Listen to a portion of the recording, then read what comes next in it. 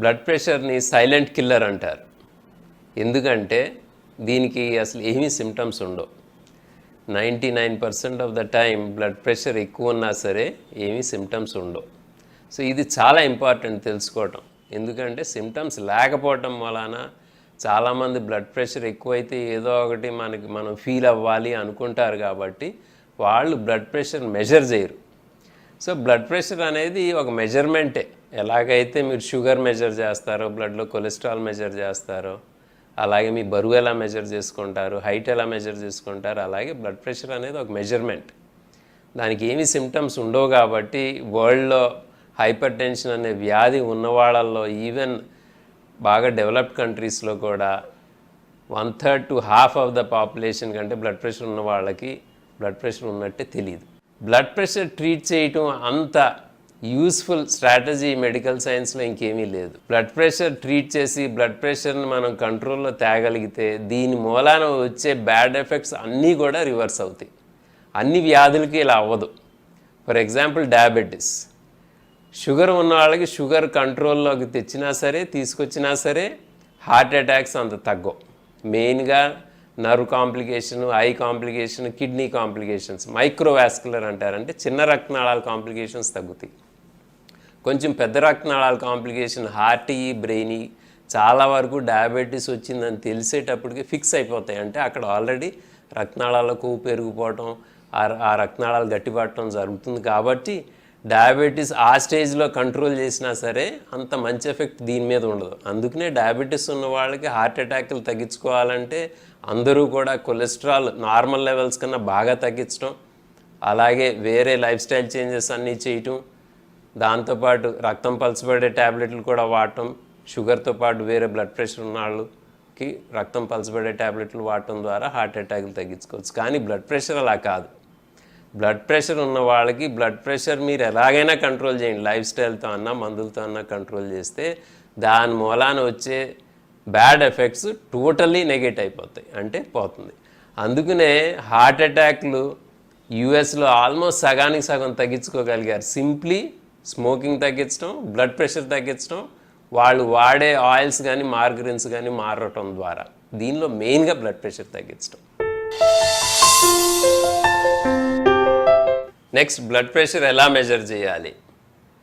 So usually కూర్చుని measure చేస్తారు. పడుకుని మెజర్ చేస్తే కొంచెం తక్కువ వస్తుంది. సో నార్మల్లీ స్టాండర్డైజ్డ్ ఏంటంటే కూర్చుని మెజర్ చేయటం. మీరు ఏ చేయి అయినా మెజర్ చేయొచ్చు. 2 చేతుల్లో మెజర్ చేసుకుని ఏది ఎక్కువ ఉంటే అది ఫాలో అవ్వాలి మీరు. సో యూజువల్లీ ఒక 10 millimeters దాకా డిఫరెన్స్ ఉండవచ్చు 2 చేతుల మధ్యలో. సో ఏ చేయి ఎక్కువ ఉంటే అది మీరు రెగ్యులర్లీ ఫాలో అవ్వచ్చు. యూజువల్లీ లెఫ్ట్ హ్యాండ్ మెజర్ చేస్తారు. సో ఇది మీరు రెస్ట్ చేయాలి సుమారుగా మీ హార్ట్ హైట్లో. ఇది కదా హార్ట్ హైట్లో రెస్ట్ చేయాలి. సో మీకు పైకి కిందకి ఏదన్నా ఉంటే కావాలంటే ఇక్కడ ఏదన్నా పెట్టుకోవచ్చు, లేకపోతే కిందకి తీసుకురావచ్చు. సో సుమారుగా మీ హార్ట్ హైట్లో ఇలా రెస్ట్ చేయాలి. ఒక 5 minutes మీరు కూర్చున్న తర్వాత, అట్లీస్ట్ 3 minutes కూర్చున్న తర్వాత మెజర్ చేయాలి. ఒక 1/2 an hour మీరు మెజర్ చేసే ఒక 1/2 an hour లోపల టీ, కాఫీ లేకపోతే ఆల్కహాల్ కానీ తీసుకోకూడదు. ఎందుకంటే వీటి మూలాన పెరుగుతుంది కాబట్టి. స్మోకింగ్ మూలాన కూడా పెరుగుతుంది. Immediately tea, coffee, smoking, alcohol మూలాన పెరుగుతుంది కాబట్టి ఈ ఒక 1/2 an hour ముందు అంటే ఆ గ్యాప్లో తీసుకోకూడదు మీరు. ఇంకొకటి ఏంటంటే బాగా రిలాక్స్డ్గా ఉండాలి. మీరు ఆ కూర్చున్న 3 to 5 minutes మాట్లాడకూడదు. సో ఇన్ని క్రైటీరియా ఉన్నాయి. ఎందుకంటే మీరు కొంచెం ఏదన్నా టెన్షన్ పడినా సరే బ్లడ్ ప్రెషర్ అనేది పెరిగిపోతుంది. స్ప్రింట్ స్టడీ అనేది ఒక స్టడీ నుంచి మనకి ఇప్పుడు కరెంట్ గైడ్లైన్స్ వచ్చినాయి. ఏంటంటే 120/80 కన్నా కూడా తక్కువ ఉండాలి మీ ఇంట్లో మెజర్మెంట్ అనేది. 120 కన్నా ఎక్కువ ఉంటే హై నార్మల్ లేకపోతే ప్రీ హైపర్ టెన్షన్ అంటారు. 130 కన్నా ఎక్కువ ఉంటే స్టేజ్ 1 బ్లడ్ ప్రెషర్ అంటారు. 140 కన్నా ఎక్కువ ఉంటే స్టేజ్ 2 బ్లడ్ ప్రెషర్ అంటారు. అలాగే కింద బ్లడ్ ప్రెషర్ 80 కన్నా కూడా తక్కువ ఉండాలి ఇంట్లో. 80 నుంచి 90 ఉంటే బ్లడ్ ప్రెషర్ ఉన్నట్టే. 90 కన్నా ఎక్కువ ఉంటే స్టేజ్ 2 బ్లడ్ ప్రెషర్ ఉన్నట్టు. సో మీరు మెజర్ చేసినప్పుడు ఆ స్ప్రింట్ స్టడీలో సిస్టర్ మీకు కనెక్ట్ చేసేసి డిమ్డ్ అంటే లైట్ డిమ్ చేసేసి వెళ్ళిపోయేదంట. సో వేరే మనిషి ఉన్నా సరే పెరుగుతుందని వాళ్ళు అలా చేశారు. సో మనం దీని నుంచి గ్రహించేది ఏంటంటే మీరు బాగా కామ్గా రిలాక్స్డ్గా ఉన్నప్పుడు మెజర్మెంట్ తీసుకోవాలి. మీకు వేరే ఒళ్ళు నొప్పో లేకపోతే తలనొప్పో ఉన్నప్పుడు మెజర్ చేస్తే మీకు బ్లడ్ ప్రెషర్ ఎక్కువే వస్తుంది. అది మీ నార్మల్ అంటే మీరు మెజర్ చేయాల్సిన రూటీన్ బ్లడ్ ప్రెషర్ కాదు. సో ఇది చాలా ఇంపార్టెంట్. ఏదన్నా డిస్కంఫర్ట్ ఉన్నప్పుడు మెజర్ చేసి నా బ్లడ్ ప్రెషర్ చాలా ఎక్కువ ఉందని అని చెప్తారు, అది కరెక్ట్ కాదు. మీకు హాయిగా ఉన్నప్పుడు బ్లడ్ ప్రెషర్ మెజర్ చేయాలి. ఇంకొకటి ఏంటంటే మీ కాళ్ళు ఇలా క్రాస్ చేయకూడదు. క్రాస్ చేసి లేకపోతే ఇలా కంప్రెస్ చేస్తే బ్లడ్ ప్రెషర్ పెరుగుతుంది, కాబట్టి క్రాస్ చేయకుండా హాయిగా ఇలా రిలాక్స్డ్గా కూర్చోవాలి. అలాగే మీ వెనక బ్యాక్ కూడా సపోర్ట్ ఉండాలి. బ్యాక్ సపోర్ట్ లేకుండా కొంతమందికి కూర్చుంటే బ్లడ్ ప్రెషర్ పెరుగుతుంది. సో ఇవన్నీ చూసుకోవాలి. బేసికలీ అంటే అంతా కూడా చెప్పదలుచుకుంది ఏంటంటే కంఫర్టబుల్గా ఉండాలి, కాళ్ళు క్రాస్ అవ్వకూడదు, బ్యాక్ రెస్ట్ ఉండాలి, మీ చెయ్యి ఈ హార్ట్ హైట్లో ఉండాలి. అట్లీస్ట్ ఒక 5 minutes ఆగిన తర్వాత మీరు ప్రెస్ చేస్తే అది యూజువల్లీ ఒక 2 రికార్డింగ్స్ తీసుకుంటుంది 1 minute గ్యాప్లో. దాన్ని 2 to 3 రికార్డింగ్స్ని అది యావరేజ్ చేసి మనం రాసుకోవచ్చు. ఇంకొకటి ఏంటంటే ఈ ఆర్టరీ అనేది, ఈ రక్తనాళం అనేది ఇలా వస్తుంది కాబట్టి ఈ రక్తనాళం మీద సుమారుగా ఇక్కడ పెట్టుకోవాలి ఈ ట్యూబ్ అనేది. ఇది మీకు ఇక్కడ యారో కూడా ఉంటుంది. ఇంకొక ఇంపార్టెంట్ ఫ్యాక్ట్ ఏంటంటే ఈ సైజు, కఫ్ సైజ్ అనేది మీరు చూసుకోవాలి. Usually normal size up to 32 centimeters girth దాకా, సర్కంఫరెన్స్ దాకా ఉంటుంది. మీరు కొలుచుకోవచ్చు. చాలామంది బీపీ ఇన్స్ట్రుమెంట్లతో పాటు మెజరింగ్ టేప్ కూడా ఇస్తారు.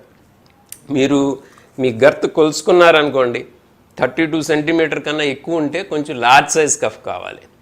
38 centimeter కన్నా ఎక్కువ ఉంటే ఇంకా ఎక్సెల్ సైజ్ కఫ్ కావాలి. మీ చెయ్యి విడ్త్ ఎక్కువ ఉండి మీరు చిన్న సైజ్ కఫ్ వాడితే మీకు బ్లడ్ ప్రెషర్ రికార్డింగ్ ఎక్కువ చూపిస్తుంది ఫాల్స్గా. అందుకు ఇది చాలా ఇంపార్టెంట్ మెజర్ చేసుకోవటం, లేకపోతే అట్లీస్ట్ తెలుసుకోవటం.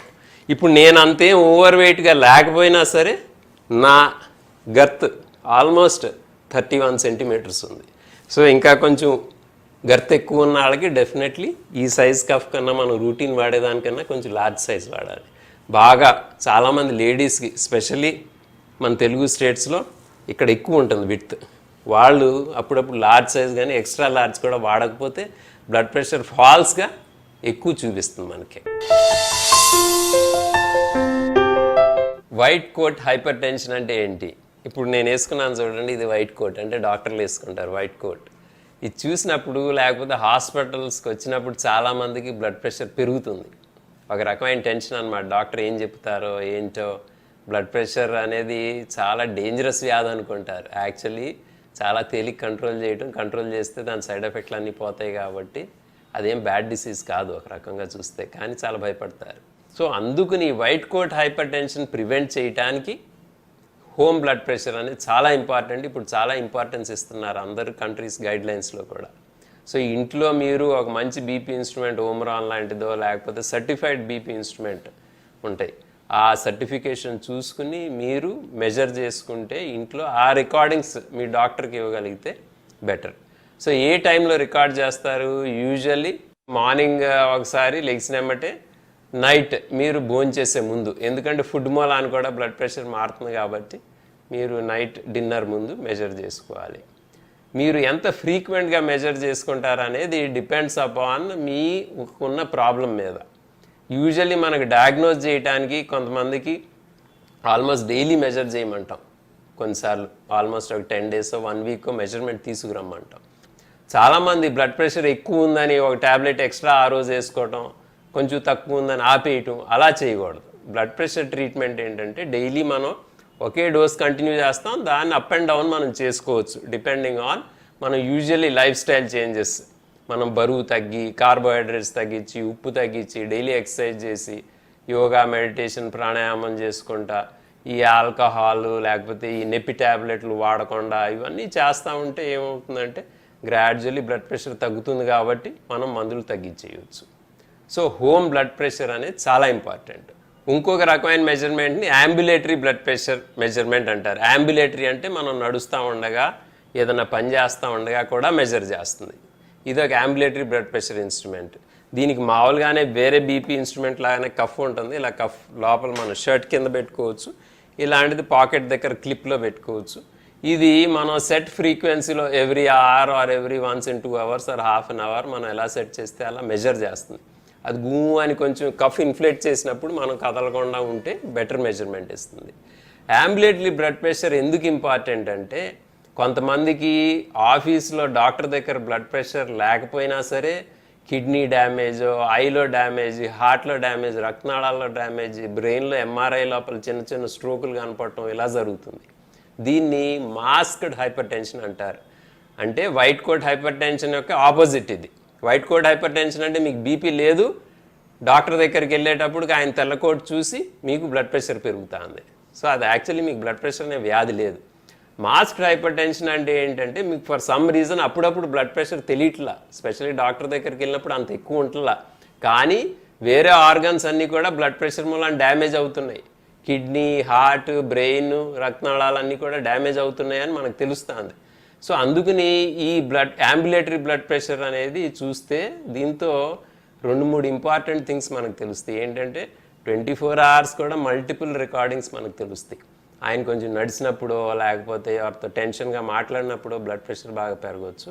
అలాగే మనం నైట్ ఆల్మోస్ట్ 6 to 8 hours పడుకుంటాం కాబట్టి ఆ టైంలో ఆల్మోస్ట్ ఒక 20% బ్లడ్ ప్రెషర్ తగ్గాలి.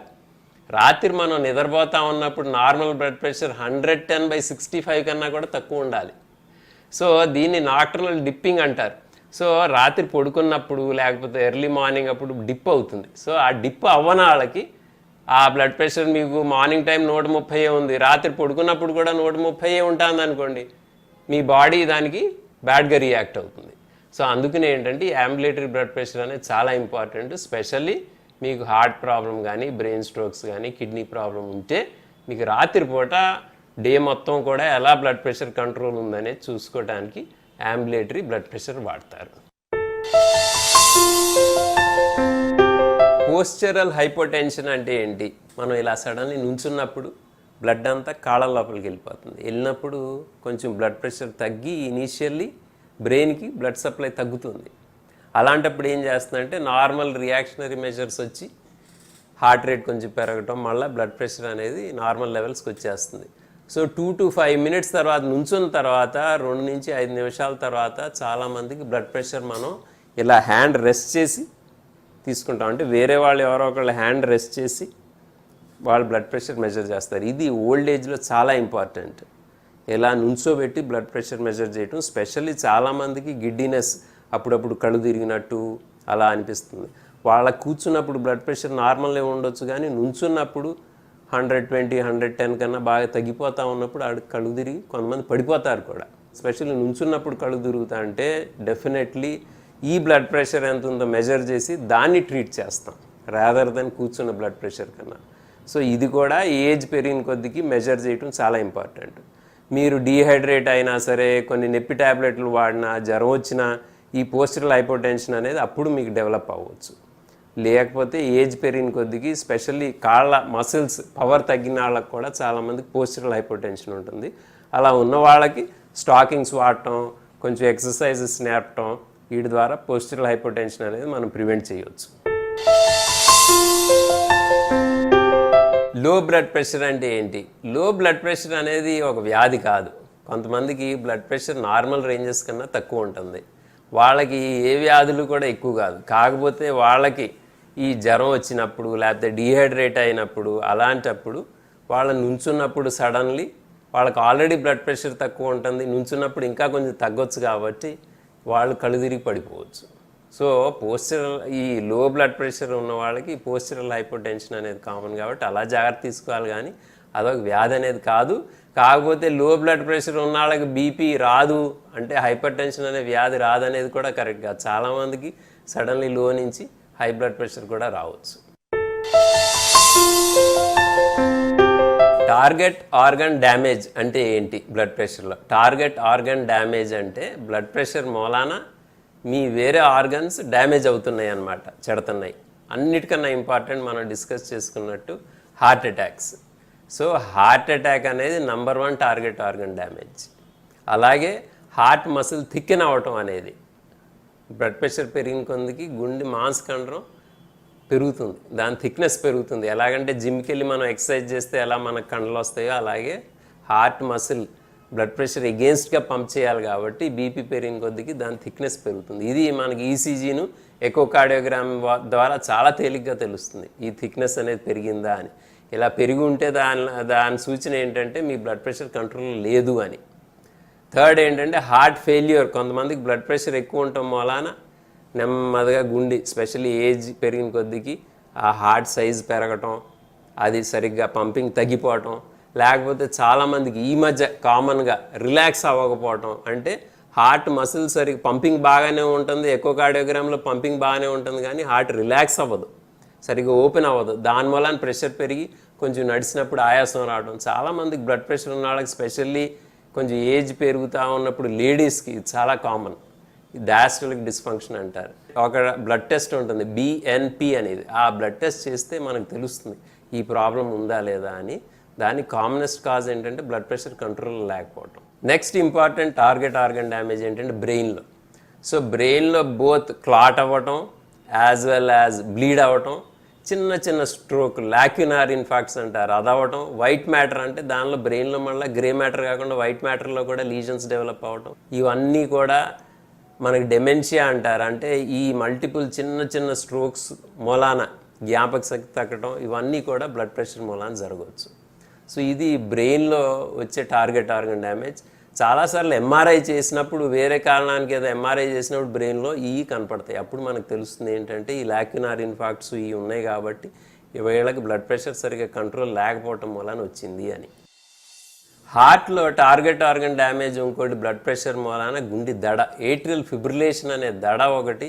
ఈ హార్ట్ మసిల్ థిక్కెన్ అయ్యి సరిగ్గా రిలాక్స్ అవ్వకపోవటం వలన ప్రెషర్ పెరిగి ఈ పై గదులు కొంచెం పెద్దదైనప్పుడు అక్కడ ఎలక్ట్రిక్ షార్ట్ సర్క్యూట్స్ తయారై గుండె దడ రావటం, ఈ దడలో ఆ పై గదుల్లో కంట్రాక్షన్ లేకపోవటం వలన అక్కడ క్లాట్స్ తయారయ్యి అవి చిన్న చిన్న ముక్కల్లాగా ఊడి బ్రెయిన్ స్ట్రోక్ రావటం. ప్రతి 4-5 బ్రెయిన్ స్ట్రోక్లో ఒకటి కారణం ఈ ఏట్రియల్ ఫిబ్రిలేషన్. దానికి కామనెస్ట్ కారణం కూడా బ్లడ్ ప్రెషరే. Third important target organ damage ఏంటంటే కిడ్నీ. కిడ్నీ అనేది ఫుల్ ఆఫ్ బ్లడ్ వెసల్స్, అదొక ఫిల్టర్ లాంటిది. దానిలో బ్లడ్ లోపల నుంచి ఈ అన్నీ కూడా వాటర్ వేరే సొల్యూట్స్ అన్నీ ఫిల్టర్ అయ్యి యూరిన్ లోపల ద్వారా వెళ్ళిపోతాయి. సో ఈ ఫుల్ ఆఫ్ బ్లడ్ వెసల్స్ ఉంటాయి కాబట్టి అక్కడ బ్లడ్ ప్రెషర్ పెరిగినప్పుడు కిడ్నీస్ గ్రాడ్యువల్లీ డ్యామేజ్ అవుతాయి. కిడ్నీ ఫెయిల్యూర్కి commonest causes are diabetes, hypertension. So hypertension అనేది కంట్రోల్ చేయడం ద్వారా కిడ్నీ ఫెయిల్యూర్ అనేది చాలా వరకు మనం టోటల్లీ ప్రివెంట్ చేయొచ్చు, బ్లడ్ ప్రెషర్తో వచ్చే కిడ్నీ ఫెయిల్యూర్. హైపర్ టెన్షన్ ఇంకొక ఎఫెక్ట్ ఏంటంటే రక్తనాళాలంతా బాడీ మొత్తం కూడా గట్టిగా అయిపోయేటట్టు చేస్తాయి. అంటే నార్మల్ ఎలాస్టిసిటీ అనేది పోతుంది. ఎలాస్టిసిటీ పోవటం మూలాన ఈ పై బ్లడ్ ప్రెషర్ అనేది వయసు పెరిగిన కొద్దికి, లేకపోతే బ్లడ్ ప్రెషర్ ఎక్కువ కాలం కంట్రోల్లో లేనప్పుడు ఈ పై బ్లడ్ ప్రెషర్ అనేది పెరుగుతూ వెళ్తూ ఉంటుంది. సో దీన్ని సిస్టోలిక్ హైపర్ టెన్షన్ అంటారు. ఈ రక్తనాళాలు ఎంత ఎలాస్టిక్గా ఉన్నాయి లేకపోతే ఎంత గట్టిపడినాయి అనేది మనం పల్స్ వేవ్ వెలాసిటీ అని తేలిగ్గా చూసుకోవచ్చు. చేతులకి కాళ్ళకి కూడా బ్లడ్ ప్రెషర్ కప్స్ లాంటివి కట్టి మనం యాక్చువల్లీ మెజర్ చేయవచ్చు ఎంత ఫాస్ట్గా ఈ పల్స్ వేవ్ అనేది, అంటే బ్లడ్ ప్రెషర్ అనే ఆ వేవ్ ఎంత ఫాస్ట్గా ట్రావెల్ అవుతుందని. రక్తనాళాలు గట్టిపడిపోయినప్పుడు ఈ పల్స్ వేవ్ అనేది చాలా ఫాస్ట్గా ట్రావెల్ అవుతుంది. అదే కాకుండా మనకి ఏబిఐ అనేది కాళ్ళ బ్లడ్ ప్రెషర్ వర్సెస్ చేతుల బ్లడ్ ప్రెషర్. నార్మల్ ఈ కాళ్ళలో బ్లడ్ ప్రెషర్ ఎక్కువ ఉంటుంది చేతుల కన్నా. సో కాళ్ళలో బ్లడ్ ప్రెషర్ చేతుల కన్నా తగ్గినాయి అనుకోండి, మనకి ఈ రక్తనాళాలు ఎక్కడో చోట నేరో అయినాయి అని తెలుస్తుంది. సో ఇవి చాలా సింపుల్ టెస్టులు, రక్తనాళాల్లో ప్రాబ్లం ఉన్నాయని తెలియటం. అలాగే కళ్ళు కూడా డైరెక్ట్గా మనం రక్తనాళాలు కళ్ళ రెటీనా లోపల డైరెక్ట్గా రక్తనాళాలు కనపడతాయి. సో అక్కడ మనం ఆ రక్తనాళాలు ఎలా ఉన్నాయి అనేది కూడా మనం డైరెక్ట్గా చూసుకోవచ్చు. సో ఈ టెస్టుల ద్వారా బీపీ మూలాన రక్తనాళాలు చెడతన్నాయా లేదా అనేది తెలుస్తుంది. ఈ మధ్య ఈ సింపుల్ అంబులేటరీ బ్లడ్ ప్రెషర్స్ మెజర్మెంట్లో కూడా మీ వాస్కులర్ ఏజ్ అంటే రక్తనాళాల వయసు ఎంత అనేది కూడా చెప్తుంది. సో మీ వయసు 40 years అనుకోండి, రక్తనాళాల ఏజ్ 60 ఉందనుకోండి, అది బ్లడ్ ప్రెషర్ సరిగా కంట్రోల్ లేదు అని తెలుస్తుంది. దాని మూలన రక్తనాళాలు చెడుతున్నాయని తెలుస్తుంది. Hyper tension begets hyper tension అంటారు. అంటే బ్లడ్ ప్రెషర్ మూలాన ఇంకా బ్లడ్ ప్రెషర్ వస్తుంది అని. ఇది చాలా డిసీజెస్కి ట్రూ.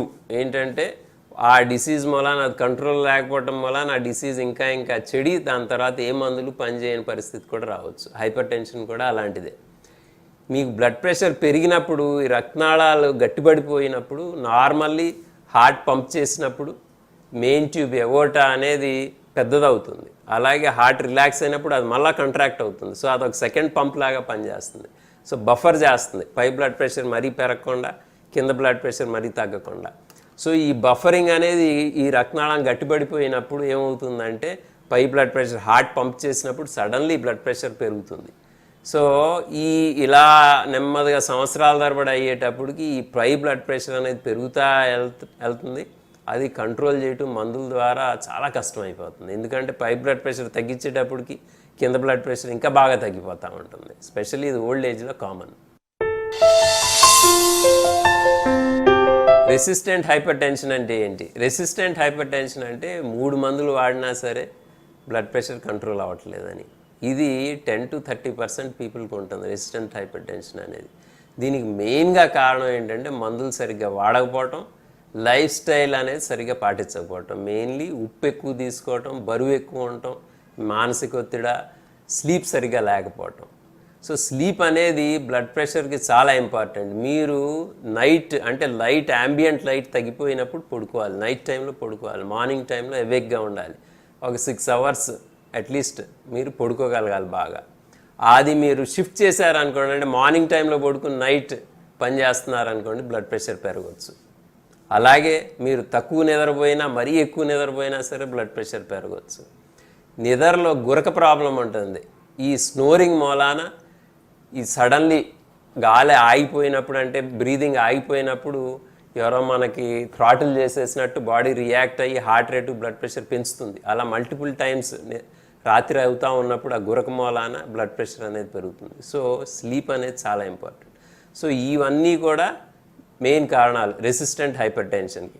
అలాగే మీరు నొప్పి ట్యాబ్లెట్లు ఎక్కువ వాడినా సరే, కొంతమందికి లేడీస్కి కాంట్రాసెప్టివ్ ట్యాబ్లెట్స్ వాడినా సరే రెసిస్టెంట్ హైపర్ టెన్షన్ రావచ్చు. సో మీరు డాక్టర్ని సంప్రదించినప్పుడు మీ బ్లడ్ ప్రెషర్ కంట్రోల్ అవ్వనప్పుడు సరిగ్గా మందులు వాడితే యూజువల్లీ 95% ఆఫ్ పీపుల్కి పర్ఫెక్ట్గా బ్లడ్ ప్రెషర్ కంట్రోల్ చేయొచ్చు. మందులు చాలా మంచి మందులు, చాలా రకాల మందులు ఉన్నాయి కాబట్టి. ఇది మందుల మూలాన సైడ్ ఎఫెక్ట్ వస్తుందా అంటే మందుల మూలాన సైడ్ ఎఫెక్ట్ చాలా తక్కువ. బ్లడ్ ప్రెషర్ సైడ్ ఎఫెక్ట్స్ కన్నా, అంటే uncontrol blood pressure side effects కన్నా మందులు సైడ్ ఎఫెక్ట్స్ చాలా తక్కువ కాబట్టి డెఫినెట్లీ మందులు వాడటమే మంచిది. ఇంకోటి నేను ఇందాక చెప్పినట్టు బ్లడ్ ప్రెషర్ కంట్రోల్ చేస్తే దీని మూలాన వచ్చే సైడ్ ఎఫెక్ట్స్, బ్యాడ్ ఎఫెక్ట్స్ అన్నీ కూడా మనం నెగెట్ చేయొచ్చు. హైపర్ టెన్షన్ అర్జెన్సీ, ఎమర్జెన్సీ అంటారు, ఆర్ హైపర్ టెన్షన్ క్రైసిస్ అంటారు. ఇది ఒక 5 to 10% బీపీ ఉన్న వాళ్ళకి, స్పెషల్లీ కంట్రోల్లో సరిగ్గా లేని వాళ్ళకి సడన్లీ బీపీ 180/120 కన్నా పెరుగుతుంది. అంటే నార్మల్లీ పెరుగుతా అలా పెరగవచ్చు, లేకపోతే కొంతమందికి బ్యాడ్ కంట్రోల్ ఉన్నప్పుడు సడన్లీ పెరగవచ్చు. సో అలా పెరిగినప్పుడు ఏమవుతుందంటే బ్రెయిన్లో బ్లీడ్ అవ్వచ్చు, కిడ్నీలు డ్యామేజ్ అవ్వచ్చు, హార్ట్ అటాక్స్ రావచ్చు. సో దీన్ని crisis or urgency or emergency అంటారు. వీళ్ళకి చాలామందికి సిమ్టమ్స్ ఉంటాయి, స్పెషల్లీ తలనొప్పి రావటం, విజన్ బ్లర్రింగ్ అవ్వటం, లేకపోతే ఆయాసం, దమ్ము రావటం, ఛాతీలో నొప్పి రావటం, ఇవన్నీ కూడా జరగవచ్చు. నార్మల్లీ బ్లడ్ ప్రెషర్కి ఏమీ సిమ్టమ్స్ ఉండవు, కానీ వీళ్ళకి మరీ అంత బీపీ ఉన్నప్పుడు సిమ్టమ్స్ ఉండవచ్చు. అలాంటప్పుడు హాస్పిటల్లో అడ్మిట్ అయ్యి కొన్ని ఐవీ మందులు వాడి ఎందుకు అంత బ్లడ్ ప్రెషర్ పెరిగిందనేది చూసుకుని యూజువల్లీ మళ్ళీ కంట్రోల్ చేయొచ్చు. దాని తర్వాత సరిగ్గా మందులు వాడటం, లైఫ్ స్టైల్ పాటించడం ద్వారా ఇలా మళ్ళీ రాకుండా కూడా మనం చూసుకోవచ్చు. సో దీంతో మనకు అర్థమయ్యేది ఏంటంటే, summary of this whole thing ఏంటంటే, బ్లడ్ ప్రెషర్ కంట్రోల్ చేయటం అనేది తేలిక, చేస్తే దాని మూలాన వచ్చే సైడ్ ఎఫెక్ట్స్ టోటల్లీ పోతాయి. కాకపోతే మనం దాన్ని మెజర్ చేసుకుని మనకు బ్లడ్ ప్రెషర్ ఉందా లేదా తెలుసుకోవాలి, ఎందుకంటే సిమ్టమ్స్ ఉండవు కాబట్టి. సెకండ్, ఒకసారి తెలిసిన తర్వాత మనం లైఫ్ స్టైల్ చేంజెస్ చేస్తానే మందులు స్టార్ట్ చేసి మందులతో బ్లడ్ ప్రెషర్ కంట్రోల్ చేసుకుని నెమ్మదిగా లైఫ్ స్టైల్ చేంజెస్ ద్వారా ఇంకా బ్లడ్ ప్రెషర్ తగ్గినప్పుడు మందులు తీసేయచ్చు. సో బాడీకి అలవాటు అవ్వటం అనేది, బ్లడ్ ప్రెషర్ మందులు అలవాటు అయిపోవటం అనేది ఏమి ఉండదు. అందుకని చాలా ఇంపార్టెంట్ త్వరగా బ్లడ్ ప్రెషర్ని ప్రాపర్గా కంట్రోల్ చేసుకోవటం. దానికన్నా కూడా ఇంపార్టెంట్ బ్లడ్ ప్రెషర్ మెజర్ చేసుకోవటం. ఎందుకంటే చాలామంది వాళ్ళ లైఫ్లో ఒక 60 ఏళ్ళ దాకానో 50 ఏళ్ళ దాకానో అసలు ఎప్పుడు బ్లడ్ ప్రెషరే మెజర్ చేసుకోరు. సో ఇది చాలా ఇంపార్టెంట్.